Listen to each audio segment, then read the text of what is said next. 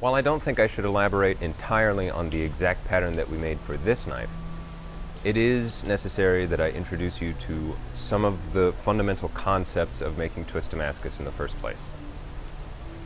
Primarily, it is an homage to the theory behind the Viking steel construction in these saxes and swords, in that one theory is that they made iron bars and twisted them, literally braided and twisted them into twist billets, cut them up and stacked them into what could be considered a sword preform.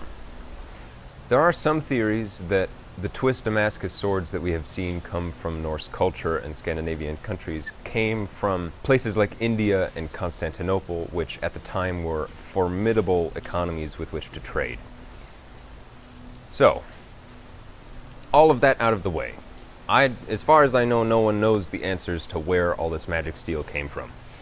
All I know is that me, with my steel rack of Super Space Age steel, I'm going to make something that kind of approximates twist iron bar steel.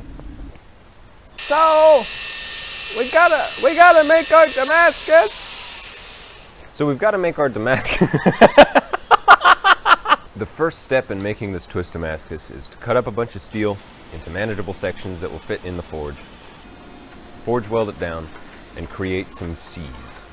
And in Damascus making terms, all that means is crushing a square billet in on itself on the corners in order to make the layers do this sort of thing.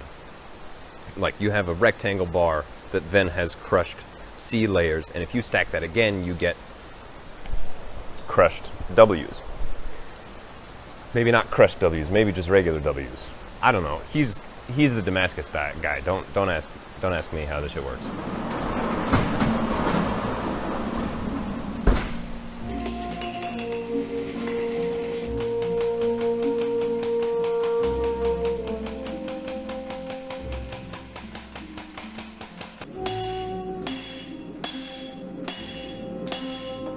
Twist Damascus looks most interesting when you've ground off 2/3 of the material from each side of the blade, exposing the cross-section of the twist itself.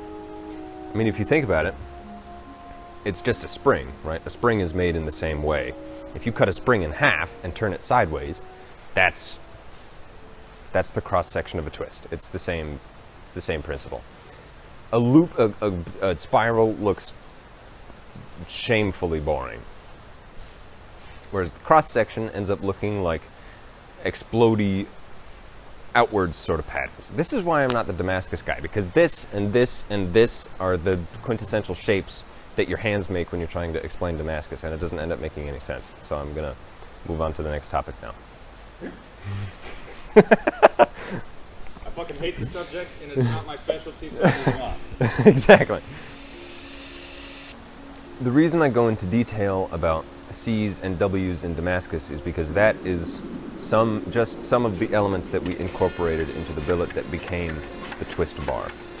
If you have a bunch of flat layers, you squish them down and you forge them around and then you twist them, it's gonna be a bunch of elements composed of flat layers. Not gradients, not C's, not W's, just like the more steps and components you can add to a Damascus pattern, the more interesting it looks, usually.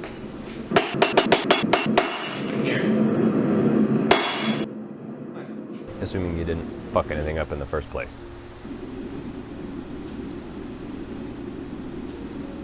So effectively what we did was we took some W's and we stacked it in with gradient flat layers, forged that round, twisted it, cut it up into sections, welded it together. This is a lot of work, you understand. In Soviet Russia, where I'm from. I'd say that's pretty darn close. Proceed with big hammer.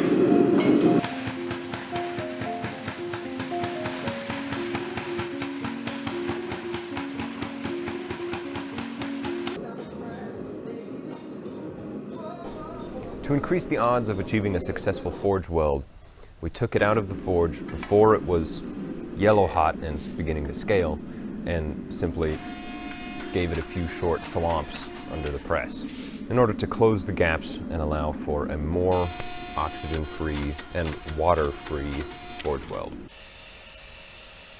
Something to post on your story? Oh, fuck yeah.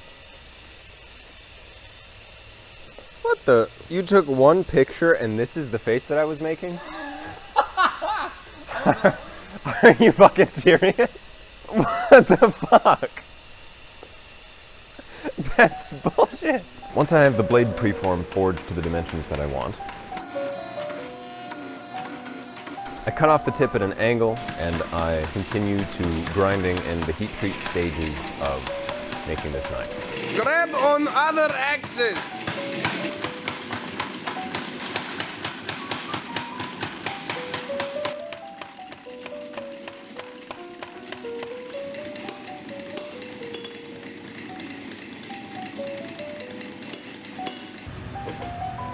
Take camera angle from down. From Up down. towards knife, make knife look like stuff. Take camera from top, looks like garbage. I used a piece of bog oak for the handle with I believe a curly walnut spacer. Not that any of that is relevant, other than the fact that the tree that bog oak came from very well may have been alive during the Viking Age.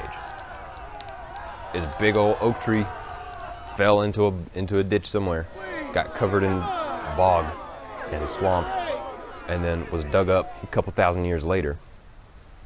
And here I am turning it into a knife. Just a second ago. Maybe it was alive at the time, maybe it wasn't.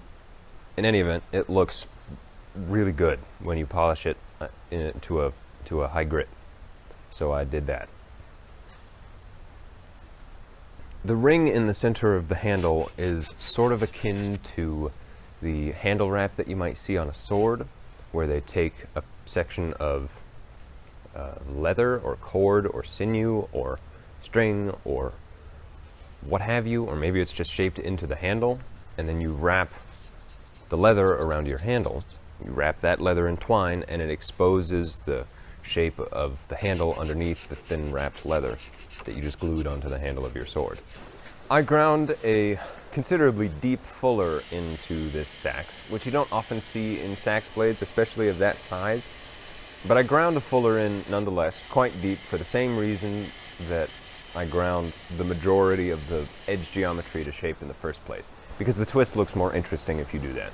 It looks like explodey patterns instead of spirally columns. Simple as that.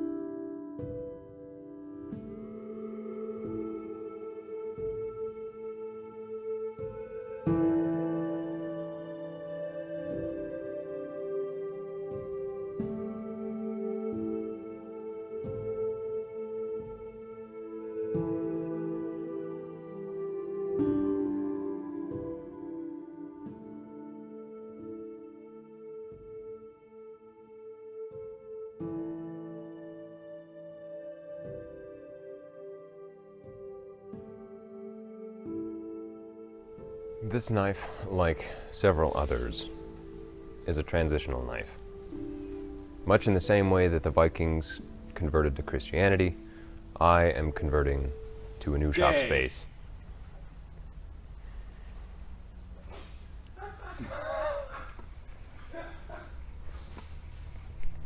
I was afraid this was going to happen. And when this camera stops rolling, I'm going to kill everyone in this building. Oh, shit!